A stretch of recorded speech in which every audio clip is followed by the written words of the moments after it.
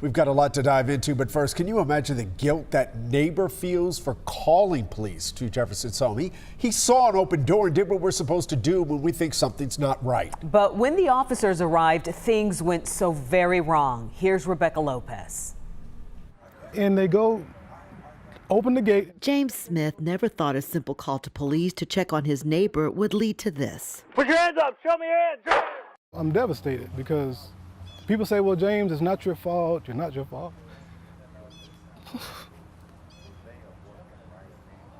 But I made a call.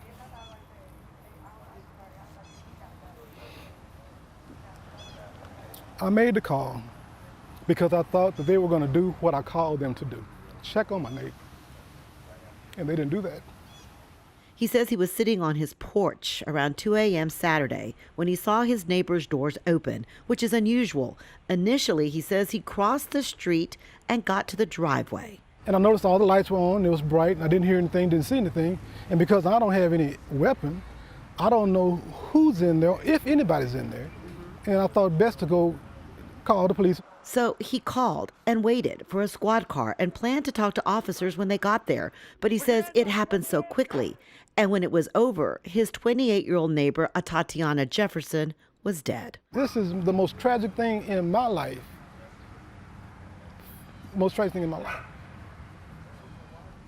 And there's no erasing that. It can't be erased. He's lived on the same street for 50 years and says he's always watched out for his neighbors. He says some people have criticized him for calling police, but he says he thought he was doing the right thing. I've prayed and I've cried. And I've prayed and I cried, not to quote a song, but I've done that. So now I have to add, I prayed, I cried, and now I'm gonna fight. So I'm ready.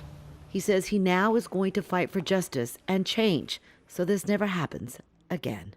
In Fort Worth, I'm Rebecca Lopez.